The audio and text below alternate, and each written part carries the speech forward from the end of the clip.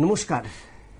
আজকের বিশেষ talk show ভ্যানগার্ডের, এবং আজকের এই টক শো অনেকটাই তাৎপর্যপূর্ণ, অনেকটাই গুরুত্বপূর্ণ আমাদের কাছে, ক্রীড়া প্রেমীদের কাছে। কারণ রাজ্য ফুটবল সংস্থার উদ্যোগে আগামীকাল থেকে শুরু হচ্ছে শ্যামসুন্দর কোং জুয়েলার্স আয়োজিত চন্দ্র মেমোরিয়াল লিগ ফুটবল প্রতিযোগিতা। গত 22 জুলাই শেষ হয়েছে নীলজ্যোতি রাখাল শিল্ড, এবং এই শিল্ড প্রতিযোগিতার দুদিন পর অর্থাৎ 72 ঘন্টা পর আরে একটা ম্যারাথন ফুটবলের, বলা যায় দীর্ঘ ম্যারাথন, প্রায় 51টি ম্যাচ হবে 55 দিনের। এবং সেই লড়াই কতটুকু সফল করতে পারবে রাজ্য ফুটবল সংস্থা, কিরকম হবে, কতটা জমজমাট হবে এবারের এই লিগ, এবং রাখাল শিল্ডের জোয়ার কি ধরে রাখা সম্ভব রাজ্য ফুটবল সংস্থার কাছে, এমনই বিভিন্ন তথ্য বা এই পরিকল্পনা, এই নীতি কতটুকু সফল করতে পারবে রাজ্য ফুটবল সংস্থা। কারণ রাজ্যের ফুটবল সংস্থা টিএফএ, যার পরিচালনায় বিভিন্ন টুর্নামেন্টগুলো হচ্ছে, এবং রাজধানীর এই ফুটবল টুর্নামেন্টের মূল কাণ্ডারি এই রাজ্য ফুটবল সংস্থা। 10 দলীয় লিগ শুরু হবে, শ্যামসুন্দর কোং জুয়েলার্স চন্দ্র মেমোরিয়াল লিগ, এবং সেই লিগের নিয়ে কি পরিকল্পনা সে বিষয়ে আমাদের স্টুডিওতে আজকে হাজির হয়েছেন রাজ্য ফুটবল সংস্থার এবং লিগ কমিটির চেয়ারম্যান শ্রী তপন শাহ মহোদয়। তপনবাবু, আপনাকে ভ্যানগার্ডের তরফ থেকে স্বাগত জানাচ্ছি। আপনার কাছে প্রথমেই প্রশ্ন যাব, একটা সফল একটা আসর আপনারা শেষ করেছেন গত 11 জুলাই থেকে 22 জুলাই, 10 দলীয় যে নীলজ্যোতি রাখাল শিল্ড শেষ হয়েছে, সেই জুয়ার ব্যাপক উন্মাদনা আমরা পরিলক্ষিত হয়েছে বা ফুটবল প্রেমী উপভোগ করেছে। আগামীকাল থেকে শুরু হচ্ছে শ্যামসুন্দর কোং জুয়েলার্স চন্দ্র মেমোরিয়াল লিগ ফুটবল, কি পরিকল্পনা, কতটুকু সফল করতে পারবেন আপনারা? প্রথমে আমি ভ্যানগার্ডকে অসংখ্য ধন্যবাদ জানাচ্ছি যে আমাকে আজকে স্টুডিওতে আমন্ত্রণ করার জন্য। কালকে শ্যামসুন্দর কোং চন্দ্র মেমোরিয়াল লিগের কালকে উদ্বোধনী ম্যাচ কালকে শুরু হচ্ছে। গত বছর চ্যাম্পিয়ন এগিয়ে চলো ক্লাব এবং গত বছর বি ডিভিশন চ্যাম্পিয়ন কল্যাণ সমিতি, দুটো দল কালকে পরস্পরের মুখোমুখি হবে। কালকের উদ্বোধনী প্রোগ্রামে অনুষ্ঠানে উপস্থিত থাকবেন ত্রিপুরা রাজ্যের মন্ত্রী শ্রী প্রণজিৎ সিংহ রায়, এবং ফুটবলে লাথি মেরে বল উদ্বোধন করবেন প্রাক্তন ফুটবলার রূপক মজুমদার। সঙ্গে থাকবেন কলকাতা ইস্টবেঙ্গল টিমের প্রাক্তন 2 ফুটবলার রহিম নবী এবং আলভিডো ডিকোনা। তো কালকের খেলা নিয়ে আমাদের প্রস্তুতি একদম শেষ পর্যায়ে চলে গেছে। কালকের যে খেলা হবে সন্ধ্যে 6টায় খেলা উদ্বোধন করবেন প্রণজিৎ সিংহ রায়। তো আমাদের এইবার এ ডিভিশনে টোটাল 10টা টিম অংশগ্রহণ করছে। এবার 10টা টিম অংশগ্রহণ, যে 10টা টিম অংশগ্রহণ করছে সবগুলি দলই খুব ভালো টিম, এবং প্রত্যেকটা ক্লাবের সঙ্গে এক একটার সঙ্গে ডিফারেন্স বেশি নয়। তো যে 10টা টিম অংশগ্রহণ করবে, ফরওয়ার্ড ক্লাব, ব্লাডমাউথ, রামকৃষ্ণ, কল্যাণ সমিতি, এগিয়ে চলো সংঘ, town club, jewels association, friends union এবং ফ্রেন্ডস ইউনিয়ন কোনটা, কল্যাণ সমিতি, town club, friends union, 9 bullet club. তো কালকে এই খেলার পরে আমরা আগামী দিনের কি পরিকল্পনা আমরা ঠিক করব। কিরকম আশাবাদী যে গত 22 জুলাই যে রাখাল শিল্ডের ফাইনালে যে উন্মাদনা তৈরি হয়েছে, বলা যায় রাজধানীর বুকে ফুটবল প্রেমীরা দেখেছে, একটা উপভোগ করেছে দৃষ্টিনন্দন ফুটবল, এবং সেই জায়গায় যে ফুটবলের জোয়ার তৈরি হয়েছে, সেই জোয়ারটা কি ধরে রাখা সম্ভব হবে? অ্যাকচুয়ালি তো প্রত্যেকটা টিম প্রচুর পয়সা খরচ করে টিম করেছে। আশা করি দর্শকরা নিরাশ হবে না। প্রত্যেকটা ম্যাচই ভালো ফুটবল আপনাদেরকে দর্শকদেরকে উপহার দেব, এবং প্রত্যেক খেলাতেই ভালো লোক সংখ্যা আমরা দেখতে পাবেন।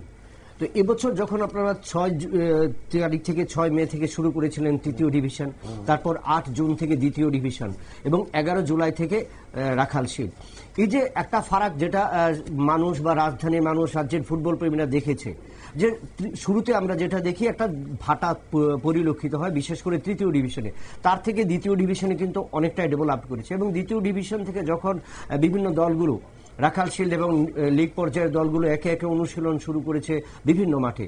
রাজধানীর উমাকান্ত মাঠ বেস ছাড়াও যারা মোহনপুর মাঠে অনুশীলন করেছে প্রত্যেকটি ক্ষেত্রে, এবং সেই জায়গায় একটা সুযোগ করে দিয়েছে রাজ্য ফুটবল সংস্থা বিভিন্নভাবে, সকালে কিংবা বিকেলে একটা রুটিন অনুযায়ী আপনারা করে দিয়েছেন, একটা স্ল্যাব তৈরি করা হয়েছিল যে এইভাবেই হোক ফুটবলাররা যাতে তৈরি হয়। এবং এই জায়গায় আমরা যেটা দেখলাম বা ফুটবল প্রেমীরা দেখলো, যেখানে বিদেশিহীন দলগুলো কিন্তু এই জায়গায় বহিরাজ্যের ফুটবলাররা এবছর কেরল থেকে এসছে, গোয়া থেকে এসছে, দিল্লি থেকে এসছে, এবং মণিপুর, মিজোরাম তো প্রতি বছর আছে। তো এবছরে কি একটা আপনারা ভিন্নতা দেখেছেন যে ফুটবলে কোন উন্মাদনাটা পড়ল? অ্যাকচুয়ালি বিদেশি ছাড়াও যে মাঠে লোক আসে এটার প্রমাণ কালকে রাখাল শিল্ডে দর্শকরা মাঠ ভরিয়ে দিয়েছে।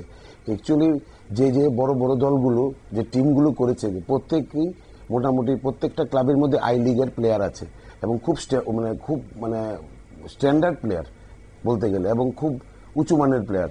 তো ওরা আসাতে এবং দর্শকরা সেই কারণে মাঠ ভিড় করছে। আগামী দিনও এটা বজায় থাকবে। তো সেক্ষেত্রে রাজ্য ফুটবল সংস্থা গত বছর থেকে অনেক সাংবাদিকদের কাছে বা প্রচার মাধ্যমের কাছে আপনারা চেয়েছিলেন কিভাবে ফুটবলকে ডেভেলপ করা যায়, এবং সেই ফুটবলের পরিকল্পনাটা আপনারা নিয়েছিলেন বিভিন্ন, এবং সেই জায়গায় সাধারণ মানুষ বা দর্শক বা শ্রোতা যারা ছিল তারা কিন্তু দেখেছে অনেকটাই ডেভেলপ করেছেন, ফুটবল মাঠের পরিবর্তন হয়েছে। এবং এই পরিবর্তনটা কি বলা যায় যে নতুনভাবে একটা উন্মাদনা বাড়িয়েছে রাজ্য ফুটবলে? এটা তো বলার কথা রাখে না। মাঠ সুন্দর করা হয়েছে, ফ্লাড লাইটের প্রত্যেকটা ম্যাচ হচ্ছে। দর্শকরা অ্যাকচুয়ালি দুপুরে খেলা হলে কি হয়, দুপুরে রোদ্দুর থাকে বা অনেকে চাকরিতে থাকে, তো বিকেলবেলা খেলা হলে সব দর্শকরা একটু আরাম করে খেলা দেখতে পারে। সেই কারণে মাঠ ভালো পরিমাণে দর্শক হচ্ছে মাঠের মধ্যে। বা গ্যালারি বা নিরাপত্তাজনিত, এর আগের বছর আমরা দেখেছিলাম যে রেফারিকে নিয়ে একটা উত্তপ্ত বা রেফারির সিদ্ধান্তকে নিয়ে দুটো দলের মধ্যে একটা বাকবিতণ্ডা তৈরি হয়েছিল, এবং সেই ক্ষেত্রে অনেকটা অভিযোগ উঠে এসেছিল রাজ্য ফুটবল সংস্থার কর্মকর্তাদের, এবং সেটার শিকারও আপনি হয়েছিলেন। এবং এরপরই দেখা গেল যে গত এক বছর অর্থাৎ 365 দিনে অনেকটাই পরিবর্তন হয়েছে উমাকান্ত মাঠের। দুধারের ফেন্সিং হয়েছে, ওয়াশরুম হয়েছে, আপনারা করেছেন। এবং সেই ক্ষেত্রে কি রাজ্য ফুটবল সংস্থা যেটা পরিকল্পনা নিয়েছিল এই পরিকল্পনাটা অনেকটাই কি বাস্তবায়িত হয়েছে, না আরো কিছু ডেভেলপ করবেন আপনারা? বাস্তবায়িত হয়েছে একদম। এটা তো আপনারা দেখছেন, মাঠে যাচ্ছেন, ম্যাচ কভার করছেন, কিন্তু খুবই তো সুন্দর হয়েছে। প্রত্যেকটা গ্যালারির মধ্যে 2-3টে করে আপনার রাখা আছে, ওয়াশরুম রাখা আছে। তারপর আমরা আগামীকাল থেকে 2টো স্কোরবোর্ড আছে, এই স্কোরবোর্ড একটা হয়তো চালু করার চেষ্টা করছি কালকের থেকে। আর আমাদের নিচে ভিআইপি স্ট্যান্ডের নিচে এখানে রেফারি এবং অ্যাসেসরের রুম আলাদাভাবে তৈরি হয়েছে, শীততাপ নিয়ন্ত্রিত। তারপরে প্রত্যেকটা গেটের মধ্যে আলাদা আলাদা করে একটা জাংশন তৈরি করে দেওয়া হয়েছে, যেখান থেকে একটা গ্যালারি থেকে আরেকটা গ্যালারিতে যাতে কেউ না গিয়ে গন্ডগোল না হয়, সেই কারণে দুটো জায়গার মধ্যে জাংশন করে দেওয়া হয়েছে, এক গেটে থেকে আরেক গেটে যাতে কেউ না যেতে পারে। তো আরও আমরা চেষ্টা করছি আরও যাতে আরও এটা সুন্দরভাবে আরও সুন্দর করা যায়, সেভাবে আমরা ত্রিপুরা ফুটবল ফেডারেশন। নিরাপত্তাজনিত ব্যাপারটা এবছর কিন্তু রাখাল শিল্ডে আমরা দেখলাম যে নিরাপত্তা, যে গত 2 বছর বা এর আগের বছর আমরা তৃতীয় ডিভিশন বা দ্বিতীয় ডিভিশনে কিন্তু আমাদের থানা বা আরক্ষা প্রশাসনের অনেকটা দায়িত্ব নিতে হয়েছিল। এবছর কিন্তু নিরাপত্তার ততটা দায়িত্ব নিতে হয়নি, যেটা গত 2 বছর আপনারা ফেস করেছেন। সেই ক্ষেত্রে আপনারা কতটুকু সফল? অ্যাকচুয়ালি গতকালকে পরশু ম্যাচের রাখাল শিল্ডের ফাইনাল ম্যাচে যে এত সুন্দর পশ্চিম থানার আরক্ষা দপ্তর যেভাবে আমাদেরকে সাহায্য করেছে, সত্যি প্রশংসার যোগ্য ওরা। তো আমরা চেষ্টা করেছি যাতে দর্শকরা সুন্দরভাবে মাঠে ঢুকতে পারে, দর্শকরা যাতে সুন্দরভাবে মাঠে বসে খেলা দেখতে পারে। তো সেই জন্য আমরা ত্রিপুরা পুলিশ পশ্চিম থানার কাছে আমরা বিশেষভাবে আমরা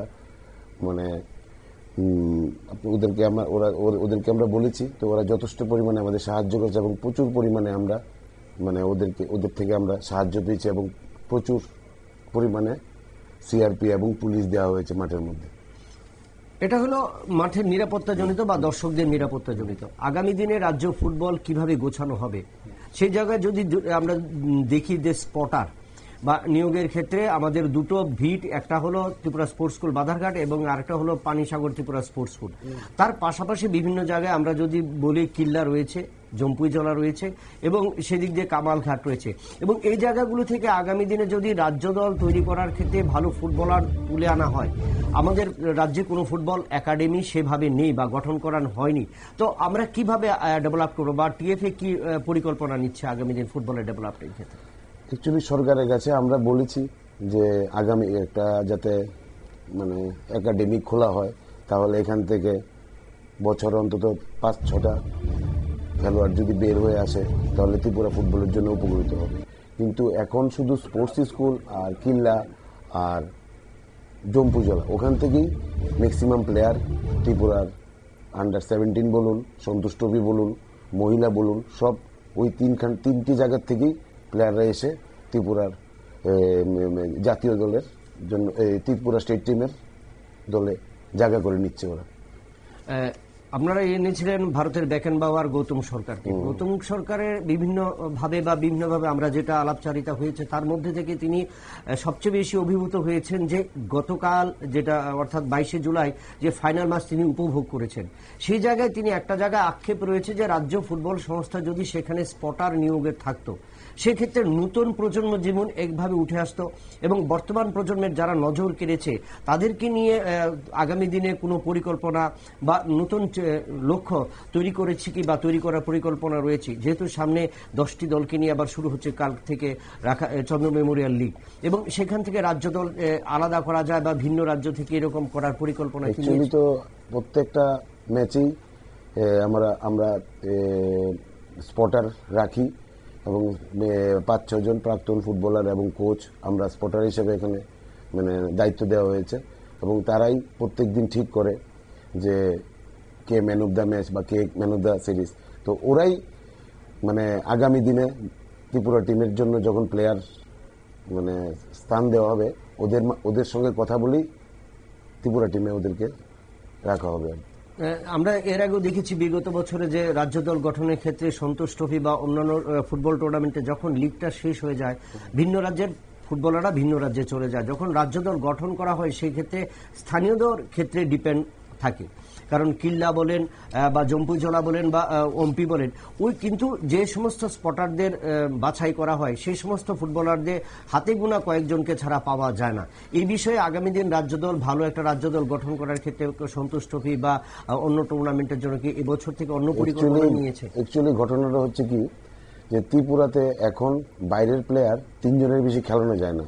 মানে ত্রিপুরাতে যারা যারা বাইরের প্লেয়ার এসে খেলে প্রত্যেকেই চায় ত্রিপুরা থেকে সন্তোষ ট্রফি করার জন্য, ন্যাশনাল করার জন্য। কিন্তু এখন গত 2 বছর যে একটা অল ইন্ডিয়া ফুটবল ফেডারেশন যে সার্কুলার তৈরি করেছে যে 3 জনের বেশি বাইরের প্লেয়ার খেলানো যাবে না, লোকাল প্লেয়ার টিমের মধ্যে 8 জন রাখতেই হবে। তো সেই অনুযায়ী গত বছর আমরা এখানে সন্তোষ ট্রফির আসর বসেছিল, আমরা 3 জন প্লেয়ারকে নিয়েছিলাম।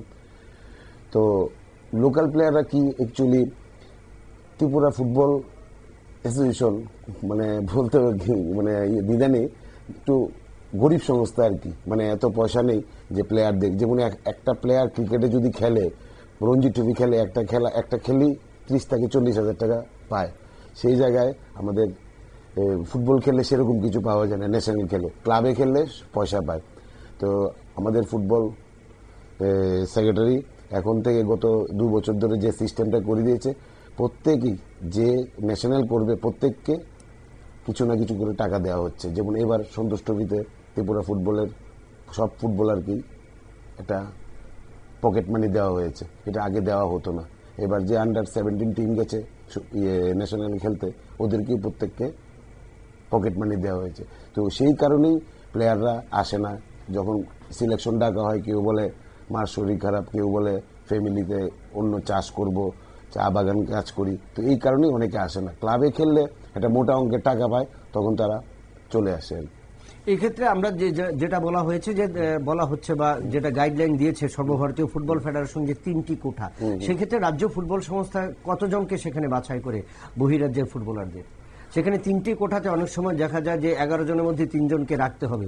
সেক্ষেত্রে কি নির্ধারিত 3টি কোঠায় থাকে 3 জন প্লেয়ার কি বাছাই করা হয়, না সেক্ষেত্রে 5-6 জনকে বাছাই করা হয়? না, আমরা এবার যেহেতু ত্রিপুরাতে সন্তোষ ট্রফি হয়েছিল এবং মহিলা সিনিয়র লিগ হয়েছিল, তো আমরা মহিলা লিগও মহিলা সিনিয়র টুর্নামেন্টও আমরা বাইরের 3 জন প্লেয়ার রেখেছিলাম, কিন্তু 3 জনের বেশি বেস্ট 11-এ খেলার জন্য। কিন্তু আমরা ট্রায়ালে ডেকেছিলাম 6-7 জনকে, ট্রায়াল ডেকেছিলাম। তো ডাকার পরে আমরা এখান থেকে 3 জনকে সিলেক্ট করেছিলাম আর কি।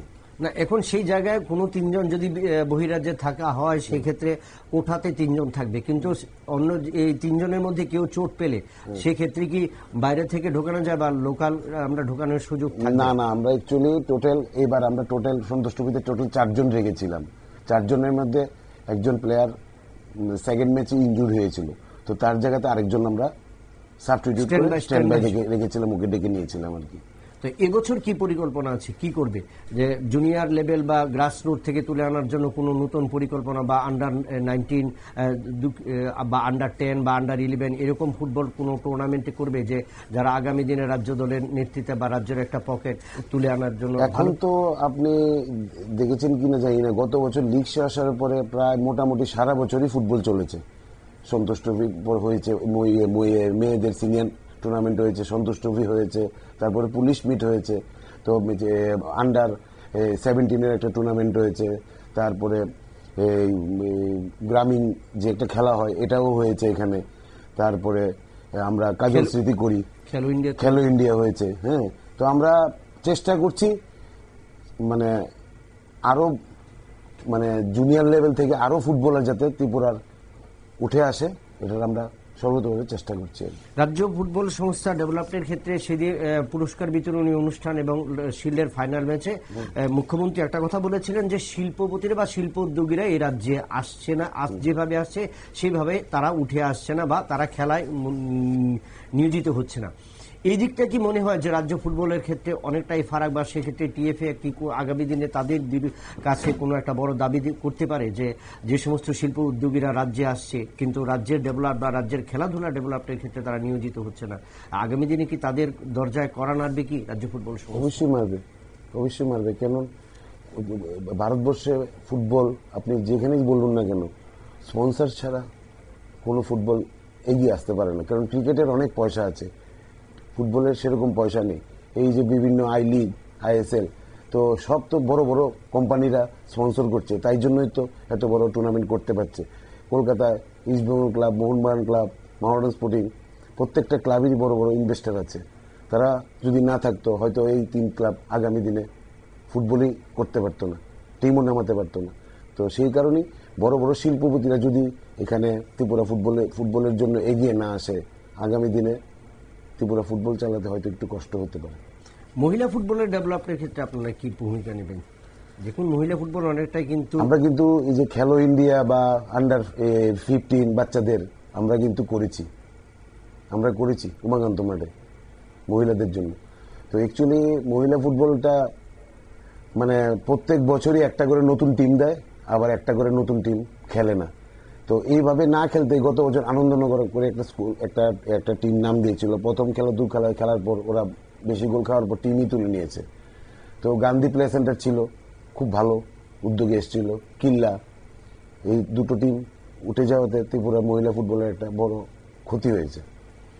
তো আগামী দিনে এইগুলোকে ময়দান মুখ করবার জন্য আপনারা কি করি? আমরা সর্বতভাবে চেষ্টা করছি যারা আবার যাতে ওরা মাঠে ফিরে আসে। আরটা যদি দেখি যে এই সমস্ত আপনি যে সমস্ত সেন্টারগুলো, কোচিং সেন্টার বা প্লে সেন্টারগুলো যারা একটা সময় খেলতো, গান্ধী প্লে সেন্টার, চলমান সংঘ, ওই সমস্ত স্কুলগুলো থেকে অনেক মেয়েরা ফুটবলার এসেছিল এবং তাদের মধ্য থেকে রাজ্য পুলিশে একটা দল স্থান পেয়েছিল।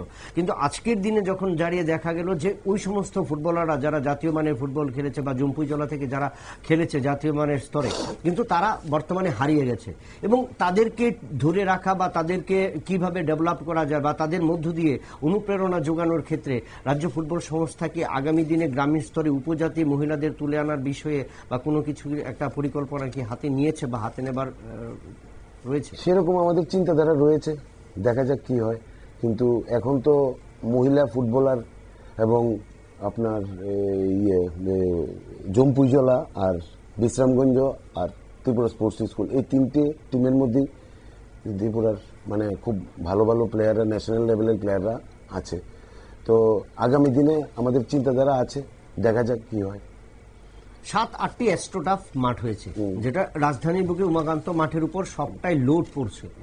এবং আগামী দিনে রাজ্য ফুটবল সংস্থা কি চাইবে যে ফুটবলের এই ডেভেলপমেন্টের জন্য বিভিন্ন জেলা এবং মহকুমাগুলোতে যদি ছড়িয়ে দেওয়া যায় এবং সেই মাঠগুলোকে ইউটিলাইজ করা যায় তার মধ্য দিয়ে, এটা কি কোনো পরিকল্পনা নেবে কি বা নেওয়া আপনাদের পক্ষে সম্ভব? অ্যাকচুয়ালি আমরা যখন পুলিশ মিট করেছিলাম, হ্যাঁ, আমরা 5টা জায়গায় আমরা মানে খেলা করিয়েছি।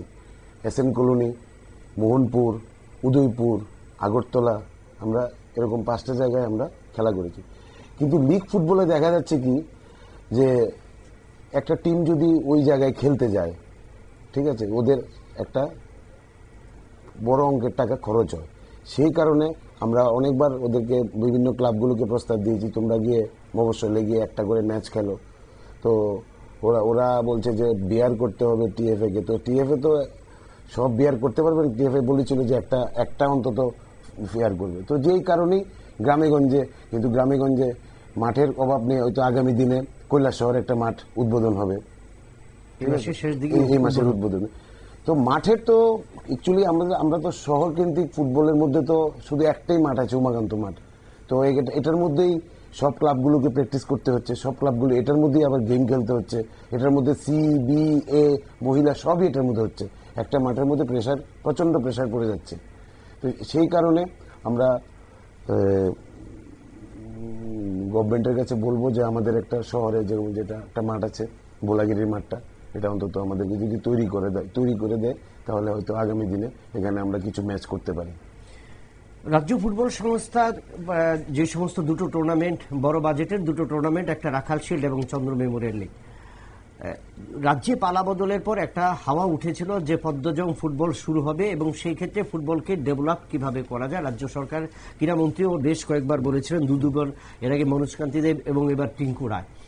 এবং আমরা কোনটা দেখলাম যে ফুটবল রাজধানী কেন্দ্রিক, কিন্তু এই রাজধানী কেন্দ্রিক ফুটবলটাকে কি সারা রাজ্যের 8টা জেলাতে, যেখানে অতীতে ছিল 4টি জেলা, বর্তমানে 8টা জেলাতে বিভিন্ন স্মৃতিতে ফুটবল টুর্নামেন্ট হচ্ছে। বড় টিএফএ থেকে রাজ্য ফুটবল সংস্থা যত খরচ করে তার থেকে বড় টাকার অঙ্ক খরচ হয়। এবং এই জায়গাগুলিতে অনেকটি ক্ষেত্রে কি রাজ্য ফুটবল সংস্থার এফিলিয়েশন নিয়ে ওরা করছে, না এফিলিয়েশন ছাড়াই হচ্ছে? কোনটা মানে বিভিন্ন জেলাতে বা মহকুমাতে ইতিমধ্যে যেগুলো মানে এখানে তো এখানে বলা ঠিক হবে না, কিন্তু মেইন কথা হচ্ছে যে যখন এখানে বিভিন্ন মানে মফস্বলগুলির মধ্যে বা জেলাগুলির মধ্যে খেলা হয়, তো ওইখানকার মানে যারা থাকে এমএলএ বা মিনিস্টার, ওদের ইয়েতেই হচ্ছে খেলাগুলো, ঠিক আছে। তো আর দ্বিতীয় কথা হচ্ছে যে পদ্মজং, যে আপনি যেটা বলেছিলেন, পদ্মজং পালা বদলের পরে পদ্মজং 1 বছর না 2 বছর হয়েছিল, তারপর আর করা সম্ভব হয়নি। তো আগামী দিন যেটা, যে জেলাভিত্তিক ফুটবল যদি করা যায়, 8টি জেলা থেকে 8টা টিমকে নিয়ে যদি করা যায়, আমরা করেছি না, এবং এটা যদি গ্রাসরুট থেকে করা যায়, আপনি যেটা বলেছেন যে উমাকান্ত মাঠ হওয়ার পর একাধিক ফুটবল হয়েছে, তো সেক্ষেত্রে সিনিয়র ফুটবলার প্রতিযোগিতা হয়েছে, জুনিয়র লেভেলে যদি এরকম করা যায় 3টে 4টে, কারণ আমরা দেখা যায় যে আসর 25 আগামীকাল থেকে শুরু হবে আগামী 15ই সেপ্টেম্বর পর্যন্ত, প্রায় 55 দিনের 51টা ম্যাচ, এরপরে অনেকটাই ফাঁকা থাকে, অর্থাৎ শীতের মরশুমটা। তো শীতের মরশুমে কোনো ফুটবল করার ব্যাপারে যদি পরিকল্পনা নেওয়া হয় তো কতটুকু সফল হবে, বা আগামী দিনে ফুটবলাররা যেমন, বা আমরা তো করছি, তো আমরা আপনাকে বললাম না যে এই বছর খেলার পরে, গত বছর মানে ডিভিশন খেলার পরে আমি সন্তোষ ট্রফির আসর বাদ দিলাম, মহিলা আসর বাদ দিলাম, পুলিশ মিল, তারপরে আমরা ছোট ছোট বাচ্চাদের নিয়ে বা আন্ডার-17, আন্ডার-13 অনেক টুর্নামেন্ট করেছি এখানে। খেলো ইন্ডিয়ার থেকে স্টার্ট করে অনেকগুলো টুর্নামেন্ট করেছি আমরা, গ্রামীণ টুর্নামেন্ট করেছি আমরা এখানে। এই জায়গায় যদি দাঁড়িয়ে রাজ্য ফুটবল সংস্থা অনেকগুলো টুর্নামেন্ট করেছে, কিন্তু বহিরাজ্যে যখন বিভিন্ন আসরগুলোতে ততটা ফল আসছে না। এবার যদি বলি সেই ফলটা না আসার কারণটা কি মনে করে? অ্যাকচুয়ালি বাইরের যে টিমগুলো, যে আপনি মণিপুর বলুন, মিজোরাম বলুন বা মেঘালয় বলুন, মানে নর্থ ইস্টের টিমগুলোর কথা বলছি আমি, ওরা দীর্ঘমেয়াদী প্রস্তুতি নিয়ে একটা টুর্নামেন্টে খেলতে যায়। আমাদের এখানে 15 দিন থেকে 16 দিনের একটা প্র্যাকটিস শিডিউল হয়, এটা খেলেই ওরা যায়। তো আমার যতটুকু দৃঢ় বিশ্বাস, যদি একটা দীর্ঘমেয়াদী অন্তত 1 মাস 2 মাসের প্র্যাকটিসে করে যদি একটা টিম যদি বাইরে যায়, তাহলে রেজাল্ট খারাপ হবে না। এবার অনূর্ধ্ব 20 মানে বিদেশের যেটা খেলা হয়েছিল ওই ইয়েতে, যেটা রাজুল আমার কোচ ছিল, এটার মধ্যে প্রথম 2 ম্যাচ তো খুব ভালো খেলেছে, তারপর হয়তো মিজোরামের সঙ্গে 11 গোল খেয়েছে। তো যাই হোক, এটা অ্যাকচুয়ালি দীর্ঘমেয়াদী প্রস্তুতি না হলে ফলাফল সেরকম আশা না করাই ভালো। বিসিরা দল গেল, আগামীকালকে তাদের ম্যাচ, এবং এর মধ্যে মহিলা টিম আরেকটা যাবে আন্ডার 14 সেটারও প্রস্তুতি। সেই দুটো টুর্নামেন্ট নিয়ে কিরকম আশাবাদী বা কিরকম পরিকল্পনা? আশা করি টুর্নামেন্ট এই যে আন্ডার 17 বিসিরা ট্রফির ছেলেরা নিরাশ করবে না, ভালো খেলবে। বা মহিলা টিম যেখানে আপনারা 50 জনকে ডেকেছিলেন, সেখান থেকে এখন পর্যন্ত 26, তারপর থেকে আরো 20 জনকে আপনারা দল পাঠাবেন, এবং এই দল গঠনে আপনি ব্যক্তিগতভাবে সকাল বিকেল প্রত্যেকবারই নজর দিচ্ছেন, বা আবাসিক শিবির যেটা করা হয়েছে মেয়েদেরকে, এবং সেই জায়গায় রাজ্য মহিলা দলকে তোলার ক্ষেত্রে আপনারা কোন জিনিসটার উপর সবচেয়ে বেশি জোর? অ্যাকচুয়ালি ফুটবল ডেভেলপমেন্টের জন্য সবচেয়ে বেশি হচ্ছে পুষ্টি, খাওয়া দাওয়া। গ্রামে যে সব মেয়েরা আসে, হ্যাঁ, এরা হয়তো সারাদিনে সেরকম ফুডও পায় না। যদি এদেরকে দীর্ঘ মেয়াদি কোচিংয়ে রেখে 1 মাস 2 মাস 3 মাস করে যদি কোচিংয়ে রাখা যায়, ত্রিপুরা, আমি গ্যারান্টি দিয়ে আপনাকে বলছি, ত্রিপুরা বাইরে গিয়ে খুব ভালো রেজাল্ট করবে। এটা আমার একদম 100% বিশ্বাস করি আমি। তো এবছর যাদেরকে ডেকেছিলেন তাদের কিভাবে আপনারা ডেকেছিলেন? নির্বাচনী শিবিরটা কিভাবে? নির্বাচনী শিবিরে আমরা 3 দিনের জন্য একটা ক্যাম্প করেছিলাম। 3 দিনের জন্য ক্যাম্প করে আমরা আমাদের সিলেক্টররা 40 জনের একটা টিম করেছে। তারপর আরেক দিন বা 2 দিন আবার একটা ট্রায়াল হয়েছে। এই ট্রায়ালের থেকে আমরা এখান থেকে বাদ দিয়ে 20 জন করেছি। গৌতম সরকার রাজ্য ত্যাগ করার আগে একটা জিনিস সবচেয়ে বেশি বলেছেন, অ্যাডভাইস করেছেন, যে সমস্ত ফুটবল দল রাজ্য ফুটবল সংস্থার অধীনে বহির্রাজ্যে কোনো টুর্নামেন্ট খেলতে যাবে, তার আগে তাদেরকে বেশি করে বিভিন্ন জেলা বা মহকুমার সাথে সিনিয়র টিমের সাথে অনুশীলন ম্যাচ করানো দরকার। সেখানে আত্মবিশ্বাস বাড়বে, তাদের দুর্বলতা, তাদের ঘাটতি বা তাদের ব্যর্থতা তুলে আনা সম্ভব। এই যে গৌতম সরকার যে অ্যাডভাইস করেছেন, সেই বিষয়টাকে আপনি কি বলবেন, কতটুকু সফল করা যায়? অ্যাকচুয়ালি কলকাতা হচ্ছে ফুটবলের মক্কা। উনি একজন ভারত বিখ্যাত প্লেয়ার, উনি যে কথাটা বলেছেন এটা একদম 100% ঠিক। কিন্তু আমাদের জেলা ভিত্তিকে ওদের সঙ্গে খেলতে গেলে ওদের যে স্ট্যান্ডার্ডটা মিলবে না, কারণ ওখানে একটা ন্যাশনাল টিম, আর ওখানে সেরকম কোন রকম আপনি জেলাতে যদি গিয়ে প্র্যাকটিস করাতে পারেন, সেরকম জেলাতে সেরকম কোনো ভালো প্লেয়ার নেই। যারা আছে তারাই সব আগরতলায় ফুটবল খেলছে তারা। তো ওয়েস্ট বেঙ্গলে তো ফুটবলের মক্কা বলে, আপনি যেখানে যাবেন কোনো না কোনো জায়গায় ভালো প্লেয়ার আপনার থাকবেই। তো ওদের সঙ্গে প্র্যাকটিস খেলে ওদের খেলাটা আরো বেরিয়ে আসে। তো সেই জন্য বলছি যে গৌতম সরকার যেটা বলছে এটা একদম 100%, একদম ভুল বলেননি। যত প্র্যাকটিস করবে, যত প্র্যাকটিস কোন সুযোগ, আপনি সবকিছুর একটা প্র্যাকটিস ঠিক মতো না করলে কোনো জায়গায় আপনি সাফল্য পাবেন না। প্র্যাকটিস হচ্ছে মেইন। ইদানিংকালে রাজ্য ফুটবল সংস্থা যখন বিভিন্ন স্কুল পর্যায়ে টুর্নামেন্টগুলো শুরু করেছে, সেই ক্ষেত্রে আমরা বিভিন্ন স্কুল দলগুলো যেমন অংশ নিয়েছে, বেঙ্গলি মিডিয়াম স্কুল এবং ইংরেজি মাধ্যম স্কুলগুলো বা প্রাইভেট স্কুলগুলো কিন্তু ধীরে ধীরে গুটি গুটি পায়ে ফুটবলের প্রতি নজর, এবং তার থেকেই কিন্তু ফুটবলার বেরিয়ে আনার সম্ভব। সে বিষয়টাও আমরা জিজ্ঞেস করেছিলাম গৌতম সরকারকে, যে এই জায়গাতেও দেখতে হবে যে সমস্ত ইংরেজি মাধ্যম স্কুলগুলো পিছিয়ে ছিল ফুটবলের ক্ষেত্রে, বা ফুটবল দেখতো না, বা বিশেষ করে মহিলা ফুটবল। আজকের দিনে ওনার কাছে একটা খবর আছে যে রাজ্য ফুটবলের একাধিক জায়গা থেকে অনেকটি মহিলা দল আসছে। তাদেরকে কি এক জায়গায় বা অ্যাসেম্বল করার বিষয়ে আপনারা কোনো ভূমিকা নেবেন, বা তাদেরকে নিয়ে রাজ্য দলের ক্ষেত্রে যে ট্রায়াল ক্যাম্প, দীর্ঘ ট্রায়াল, যেমন অনেকটি ক্ষেত্রে অনেকটি স্কুল তারা সেইভাবে কিন্তু সংযোগ স্থাপন করা হয়নি বা হতে পারেনি, তো অনেকটি জায়গায় ঘাটতি আছে। সেই জায়গাটার দিক দিয়ে আপনারা যদি তাদেরকে তুলে আনার বিষয়ে, কারণ একটা স্পোর্টস স্কুল কেন্দ্রিক এবং 1-2 ক্লাবকে বাদ দিয়ে কিন্তু মহিলা টিম হচ্ছে না, তো এই জায়গাটা দিনে আগামী দিন কি করবেন আপনারা? অ্যাকচুয়ালি আজকের থেকে 15-20 বছর আগে ফুটবলার উঠে আসতো স্কুল লেভেল থেকে।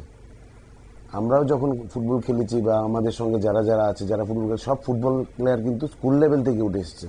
স্কুলে ফুটবল খেলার পরে বিভিন্ন ক্লাব বা বিভিন্ন ওদেরকে নিত। এখন অ্যাকচুয়ালি স্কুল লেভেলের ফুটবল শুধু একটাই টুর্নামেন্ট হয়, যেটা কাজল স্মৃতি হয়।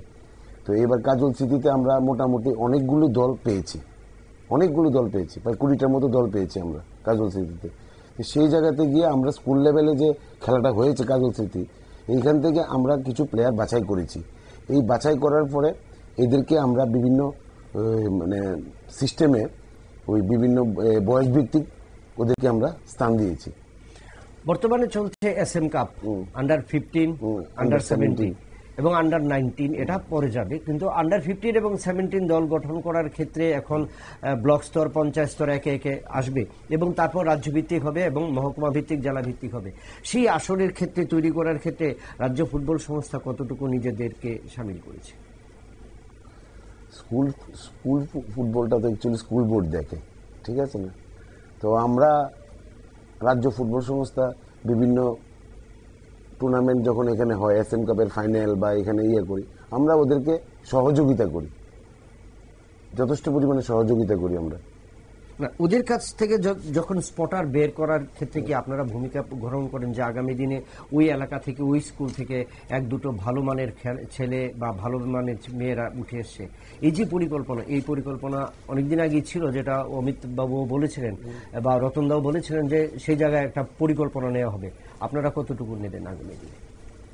নেব তো, একদম নেব। কারণ আমাদের এখানে যারা যারা আছেন, রাজেশ রায় চৌধুরী আছে, শুভেঞ্জিৎ সিনহা আছে, আবু তাহের আছে, সুজিত ঘোষ আছে, ওরা দেখছে ব্যাপারগুলো।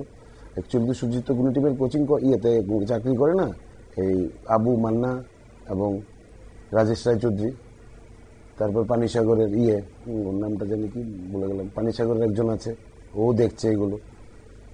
কিল্লা সুবুদ্ধদেব বর্মা আছে। তো আমরা প্রায় অনেকটাই শেষ পর্যায়ে। তো সেক্ষেত্রে 10 দলীয় আসর কাল থেকে অনেকটাই আলোচনা, দীর্ঘ আলোচনার ফাঁকে আবারও সেই জায়গায় যে কতটুকু আগামী দিন সফল করবেন এবং কি আহ্বান জানাবেন রাজ্য ফুটবলের ডেভেলপ এবং ফুটবল প্রেমীরা যেন নিজেদের যে ফুটবল উপভোগ করবার জন্য এবছর যে শ্যামসুন্দর এবং জুয়েলার্স চন্দ্র মেমোরিয়াল লিগ ফুটবল, যে 55 দিনের 51টি ম্যাচের দীর্ঘ ম্যারাথন, অর্থাৎ পুজোর আগে যে ঢাকি কাঠি, ফুটবলের ঢাকি কাঠির শেষটা, সেটা কতটুকু জোয়ার আনার পরিকল্পনা শেষবার? আমি দর্শকদের এবং আপনাদের মিডিয়া ভাইদেরকে আমি বলছি, আপনারা মাঠে আসুন। দর্শকদেরকে বলছি, আপনারা মাঠে আসুন, খেলোয়াড়দের উৎসাহিত করুন। আপনারা নিরাশ হবেন না। আমরা আমাদের ফুটবল অ্যাসোসিয়েশন যতটুকু পারি আমরা আমাদের তরফ থেকে সব ধরনের সহযোগিতা আপনাদের করব। আর এই আপনি 51 দিন বলেন, তো 51 দিন একটা বিশাল ঝড়, এই ঝড় থেকে সুন্দরভাবে উত্তরায়ণটাই হচ্ছে আমাদের মেইন সাফল্যের চাবিকাঠি। তো সেই ক্ষেত্রে কি এবার নকআউটের পর লিগও কি আপনারা বহিরাজ্যের রেফারিদের ইনক্লুড করবেন? না, আপাতত এখনো পর্যন্ত যে ঠিক হয়েছে যে আমরা এখন ত্রিপুরার ছেলেদের নিয়ে, ছেলেরাই বাঁশি বাজাবে। যদি ভবিষ্যতে দেখা যায় যে কোনো ক্লাব বা বিভিন্ন ক্লাব যদি ডিমান্ড করে, আমাদের ইচ্ছা আছে আপাতত ত্রিপুরার রেফারিরাই বাঁশি বাজাবে এবং ওদের প্রতি আমার যথেষ্ট বিশ্বাস আছে। না, তাহলে এই প্রশ্নটা যদি উঠাই হয় বা উঠেছে, তো সেক্ষেত্রে বলবো নকআউটে কেন আপনারা বহিরাজ্যের রেফারিদের? অ্যাকচুয়ালি নকআউটের ব্যাপারটা হচ্ছে একটা ম্যাচ হারলেই কিন্তু সে আর ছিটকে যায়, কিন্তু লিগে কিন্তু রিকভারি করার সময় থাকে। সাপোজ ধরুন আজকে কালকে একটা ম্যাচ, এই ম্যাচটা কেউ ড্র করলো বা কেউ হারলো, সে কিন্তু পরবর্তী জায়গাতে সে 10টা আরো 8টা ম্যাচ খেলার জন্য, কারণ 10টা ধরে 9টি করে ম্যাচ 8টা ম্যাচ খেলার জন্য রিকভারি পাবে। তো সুতরাং নকআউটে যেহেতু সবার জান পরণ লড়াই, একটা ম্যাচ হারলেই বিদায়, তো সেই কারণে বাইরের রেফারিদের ডিমান্ডটা একটু বেশি ছিল প্রত্যেক ক্লাবেরই। এবছর 3 জন রেফারি এসছে, কতটুকু তাদের কাছ থেকে দেখলেন, কতটুকু তাদের কাছ থেকে দেখা হয়েছে যে রাজ্যের রেফারি এবং তাদের মধ্যে একটা কতটুকু ফারাক পড়বে? ওরা যথেষ্ট প্রফেশনাল এবং ওরা মাঠে যায়, খেলার 1.5 ঘন্টা আগে, 1.5 ঘন্টা মাঠে গিয়ে নিজে তৈরি করে, তারপরে মাঠে নামে, মাঠে নামার পর ওরা নিজেদের শারীরিক কসরত করে। তো এগুলি আমাদের রেফারিরা এই জিনিসগুলো করতে হবে। এই যদি না করে, আমাদের এখানে রেফারিরা কেউ সবার কথা আমি বলছি না, 1, 2 জন 3 জন কি করে, 6টার সময় ম্যাচ হলে ওরা আসে 5:30 পৌনে 6টা। তো ওই জিনিসগুলোই ওদের থেকে শেখার ব্যাপার আছে। একদম যা করছে একদম পুরো একদম, কারণ বাইরের রেফারিরা কিন্তু প্রত্যেক ম্যাচের আগে 2টো টিমের জার্সি আগে ওদেরকে পাঠিয়ে দিতে হতো, যে কোন টিম কোন জার্সি পরে খেলবে। মাঠে এসে যাতে এসব বিতর্কী না হয়, তোমার সাদা, তোমার কালো, তোমার লাল, এরকম না হয়। ওরা দেখে নেবে যে 2টো টিমের জার্সির মধ্যে কত তফাৎ। মানে এটা বলতে চাইছেন যে মনস্তাত্ত্বিক দিক দিয়ে ওরা প্রায় 1-1.5 ঘন্টা আগে নিজেরা তৈরি করতে হবে। আমি ওদের থেকেও আমি বলছি, এখন যারা বাঁশি বাজাবে ত্রিপুরার ছেলেরা, আমি ওদেরকেও বলছি যে তোমরা মাঠে এসো, খেলার 1-1.5 ঘন্টা আগে এসে নিজেদের মধ্যে কথা বলে নিজেদেরকে একতা করার চেষ্টা করো। অর্থাৎ ম্যাচ টেম্পারমেন্ট, যেটা গোল খেলে বা অনেক সময় কোনো রেফারির সিদ্ধান্তে অনেক সময় তারা সিদ্ধান্ত মেনে নিতে পারে না। এই যে ম্যাচ টেম্পারমেন্টটা, এই টেম্পারমেন্টটা আয়ত্ত করার ক্ষেত্রে এটা কি খুবই জরুরি যে মেন্টাল স্যাটিসফ্যাকশনের জন্য কমপক্ষে মাঠের সাথে অন্তত 1 ঘন্টা বা 1/2 ঘন্টা আগে? 100% ভীষণভাবে জড়িত। এটা 100% করতে হবে। না হলে আপনি মাঠে এসে ফট করে আমি জার্সি পরে নেমে গেলাম, বুট পরে নিলাম, এটা না। প্লেয়াররা যেরকম ভাবে মাঠে খেলার আগে 1-1.5 ঘন্টা আগে আসে, সেম রেফারিদের সেম জিনিস করতে হবে। তাহলে হলে একটা রেফারির অনেক কিছু ভুল ঢাকা পড়ে যাবে। মাঠের সঙ্গে তার নিবিড় সম্পর্ক থাকতে হবে খেলার 1-1.5 ঘন্টা আগের থেকে। আমি বলে দিয়েছি আজকে সব ত্রিপুরার রেফারির সঙ্গে আমার সঙ্গে কথা হয়েছে, সব মিটিং করেছি, সবাই সম্মতি দিয়েছে যে ভালোভাবে ওরা আমাদের ভালো বাঁশি বাজায়। কতজন রেফারিকে এবার আপনারা? আমরা টোটাল 15 জনের মতো রেফারিকে ডেকেছি। সেটা কি রাজধানী আগরতলা না বহির জেলা এবং মহকুমা থেকে? বিভিন্ন মহকুমার আছে, আগরতলায় আছে 5-6 জন, 6-7 জন, আর মহকুমায় বিভিন্ন মহকুমার, আমবাসা, বেলুনিয়া, বিভিন্ন জায়গায় আছে। আমরা শুনলাম আমাদের মধ্যে ছিলেন Chandra memorial league, Shyamsundar co jewellers আয়োজিত যে আসর, 10 দলীয় আসর, এই আসরের লীগ কমিটির চেয়ারম্যান শ্রী তপন শাহ মহোদয়। তপনবাবু, আজকের এই আলোচনা থেকে অনেকটি দিক উঠে এলো এবং যে লক্ষ্যটা নিয়ে আপনারা এগুচ্ছেন এবং আগামী দিনে এই 55 দিনের যে ম্যারাথন ট্র্যাকে আপনারা ঝড় তুলবেন এবং সেখানে রাজ্যের স্থানীয় রেফারিদের পরিচালনার মধ্য দিয়ে কিন্তু রাজ্য ফুটবলের যে নূতনভাবে উঠে আসবে এবং আগামীকাল যে এগিয়ে চলার সংঘ বিগত চ্যাম্পিয়ন এবং গত বছর যে দলটি প্রথম ডিভিশনে উত্তীর্ণ হয়েছে কল্যাণ সমিতির ম্যাচ দিয়ে শুরু হবে এবং সেই ম্যাচেই কিন্তু ভালো দর্শক মাঠে আসবে, সেই বিষয়ে কিন্তু বিশ্বস্ত বা বিশ্বাস রেখেছেন রাজ্য ফুটবল সংস্থা। এবং আগামী দিন এবং প্রতিটি ম্যাচ আরো প্রাণবন্ত হবে, রাজ্যের ফুটবল এগিয়ে যাবে যে আশা করছেন রাজ্য ফুটবল সংস্থা, সেই বিষয়েও ভ্যানগার্ড তাদের আজকের এই আলোচনা থেকে সমস্ত দর্শক এবং ফুটবল প্রেমীদের কিন্তু মাঠে আসার আহ্বান জানাচ্ছে। আজ কিন্তু এই পর্যন্তই। নমস্কার।